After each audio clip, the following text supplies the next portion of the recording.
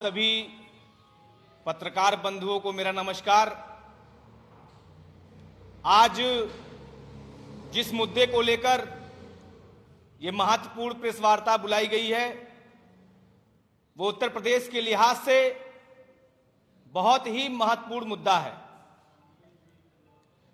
2017 में आदित्यनाथ जी की सरकार ने सरकार बनने से पहले उत्तर प्रदेश के नौजवानों से, करोड़ों बेरोजगार नौजवानों से यह वादा किया था कि जब हम सत्ता में आएंगे तो सत्ता में आने के 90 दिनों के अंदर जितने भी सरकारी पद रिक्त हैं उन पदों को भरने का काम करेंगे।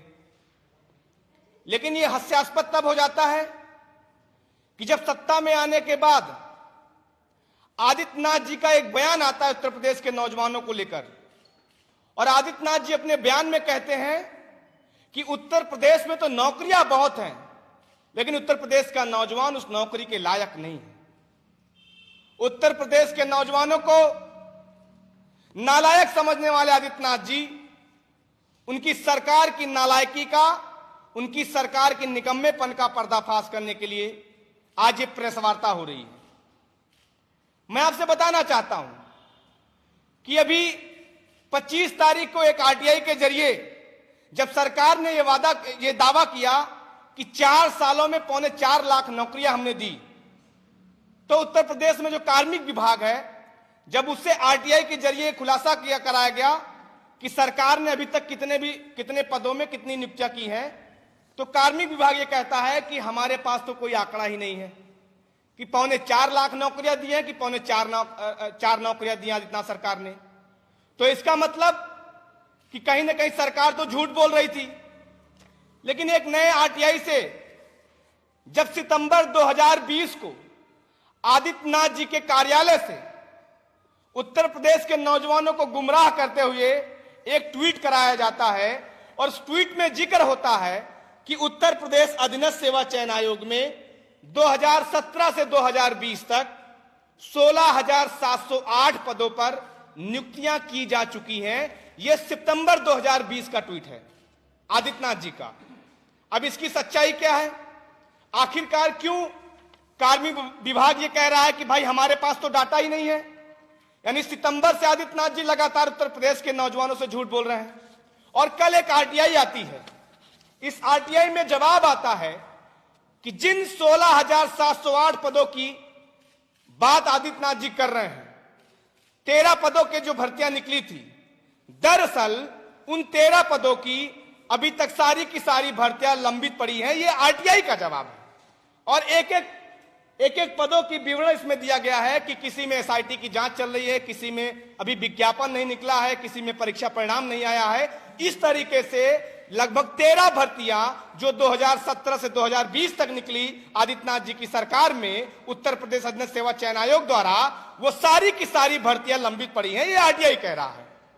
तो आदित्यनाथ जी अपने ट्विटर हैंडल के माध्यम से उत्तर प्रदेश के नौजवानों से झूठ क्यों बोल रहे हैं?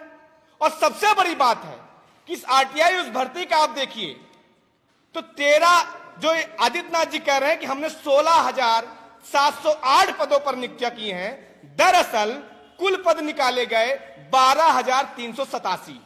इसका मतलब कि 4,000 भूतों को आदित्यनाथ जी ने नौकरी दे दी क्या उत्तर प्रदेश में?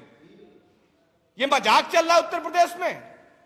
उत्तर प्रदेश के नौजवानों को लगातार 4 साल से ट्वीट करके, फेसबुक के माध्यम से, अखबारों के माध्यम से उनको गुमराह किया जा रहा है। आज समझ में नहीं आता कि गन्ना पर्यवेक्षक का जो नौजवान है जो लगातार सड़कों पर प्रदर्शन कर रहा है, ग्राम पंचायत अधिकारी 2018 का जो नौजवान है जो नियुक्त होने के बाद उसको नियुक्ति पत्र नहीं मिल रहा है, एग्रीकल्चर टेक्निकल असिस्टेंट का जो नौजवान है जो आए दिन लाठियां खा रहा है, और आज की घटना है कि 49,568 पुलिस और पीएससी भर्ती के नौजवानों को एक साथ ही सरकार मेडिकल नहीं करा रही है। और जब नौजवान अभी आदित्यनाथ जी से गुहार लगाने जाता है तो उसके ऊपर लाठियां चलवाई जाती हैं। मुझे लगता है कि सरकार, पूरी की पूरी सरकार ये बताए कि आखिरकार किस मादक पदार्थ का इस्तेमाल करके ये सरकार चल रही है, इसके पीछे कौन सा राज है। और जिस तरीके से आदित्यनाथ जी के सरकार में जब पत्रकार कोई खुलासा करता है, कोई ट्वीट करता है, तो उसके ऊपर देशद्रोह का मुकदमा हो जाता है। ठीक उसी प्रकार से जो आदित्यनाथ जी का सरकारी हैंडल चलाता हो, जो भी उसको ऑपरेट करता हो, उसके ऊपर भी देशद्रोह का, एनएसए का मुकदमा दर्ज होना चाहिए। आखिरकार आप उत्तर प्रदेश के नौजवानों को क्यों बरकला रहे हैं? उस नौजवान ने तो बड़ी उम्मीद से आपको कंधे पे बिठाया था, आपको सत्ता के शिखर पे पहुंचाया था, लेकिन आप उसके ऊपर लाठियां चलवा रहे हो, झूठे ट्वीट आप करवा रहे हो ट्विटर हैंडल के माध्यम से। आखिर क्या दुश्मनी उस नौजवान से, मुझे जरा बताइए। तो तरन्नुम कानपुरी जी का एक शेर मुझे याद आता है कि उत्तर प्रदेश के नौजवानों को मैं आप तमाम चैनलों के माध्यम से बताना चाहता हूं कि ऐ काफिले वालों, तुम इतना भी नहीं समझे, ऐ काफिले वालों तुम इतना भी नहीं समझे, लूटा है तुम्हें रहजन ने रहबर के इशारे में। तो ये जो लुटेरी सरकार उत्तर प्रदेश में चल रही है, ये जो तानाशाह सरकार उत्तर प्रदेश में चल रही है, मुझे लगता है कि उत्तर प्रदेश के नौजवानों को अब चुप रहने का समय नहीं है। उत्तर प्रदेश में जितनी भी भर्तियां निकाली आदित्यनाथ जी ने, 1,20,000 करोड़ रुपए जो सरकारी खाते में लिया है, उसका जवाब देने का समय आ गया है। और अंत में मैं आप तमाम जो मीडिया बंधु हैं उनके माध्यम से पूछना चाहता हूं कि आदित्यनाथ जी इस ट्विटर हैंडल का जवाब कब देंगे, इस आरटीआई का जवाब कब देंगे? धन्यवाद। एक जो ये आरटीआई है, भैया रुकिए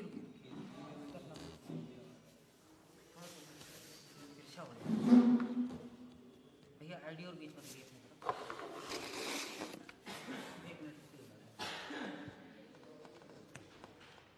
ये आपको बहुत विस्तार से हमारे CYSS के प्रदेश अध्यक्ष वंशराज जी ने बताया कि कितना फर्क है सरकार के दावों में और कितना ज़्यादा फर्क है सरकार के कामों में। जाहिर सी बात है, इसकी जांच होनी चाहिए कि मुख्यमंत्री जी का ट्विटर हैंडल कौन चला रहा है।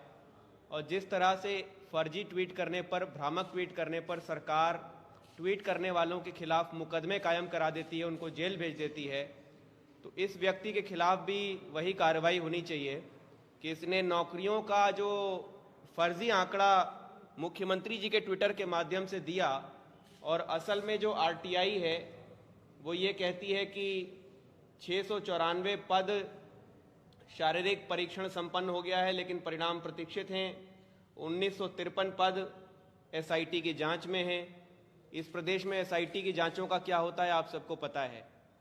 माननीय संजय सिंह जी ये जांच कर चुके हैं कि ये मांग कर चुके हैं कि इन तमाम एसआईटीओं के क्या परिणाम हुए हैं अब तक, इसके लिए एक अलग एसआईटी बनाई जाए कि ये एसआईटीओं का होता क्या है, इनके परिणाम क्या होते हैं। हास्यास्पद है एसआईटी को सौंप देना।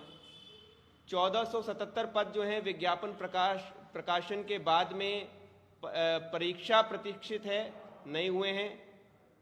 16 पद में परीक्षा प्रतीक्षित है, 572 पद हैं, परिणाम घोषित हुआ, पूर्व परिणाम घोषित है, लेकिन अभी इस पर ज्वाइनिंग नहीं है। तो इस तरह से तमाम कोर्ट्स में, लिटिगेशन में मामले हैं, युवाओं को भटकाया जा रहा है, और जब वो मांग करते हैं तो उनके ऊपर लाठीचार्ज करते हैं। जो पत्रकार इन मुद्दों को उठाते हैं उनके खिलाफ एफआईआर करके उनको जेल भेजने का काम करते हैं। और आप अपने ट्विटर हैंडल से लगातार भ्रामक जानकारियां भेजकर खुद ही सेलिब्रेट करते हैं और खुद ही झूठ फैलाकर इस झूठ पर गर्व महसूस करते हैं। ये असल में इस प्रदेश के लिए बहुत ही शर्मनाक बात है। तो आम आदमी पार्टी ये मांग करती है कि आज तक आपने जितने भी पद निकाले हैं और जो अभ्यर्थी इसमें सेलेक्ट हुए हैं, फाइनली जिनको आप ज्वाइनिंग दे चुके हैं, उनको आप अपने वेबसाइट पर क्यों नहीं प्रकाशित कर देते कि ये हमारे बेनिफिशियरी हैं, इनको हमने वाकई जॉब दे दिया है, जिससे कि दूध का दूध और पानी का पानी हो जाए।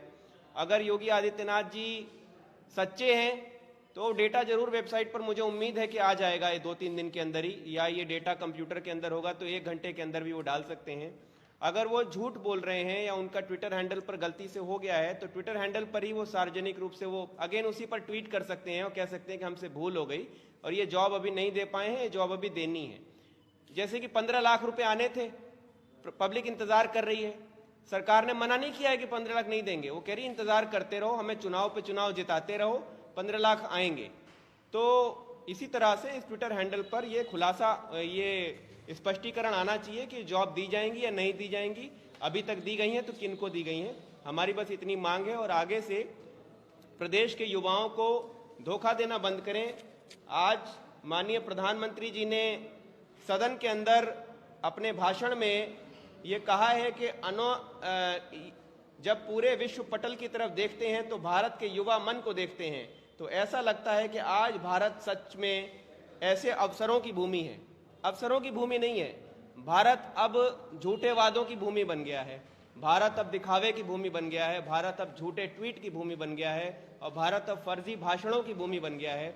तो माननीय प्रधानमंत्री जी के आज के भाषण की ही गरिमा रख लीजिए और कृपया करके ये बताइए कि आपने वास्तव में कितनी भर्तियां दी, किन को दी और किन किन पदों पर, किन किन विभागों में दी, जिससे कि प्रदेश के युवाओं के सामने स्थिति स्पष्ट हो सके। नमस्कार।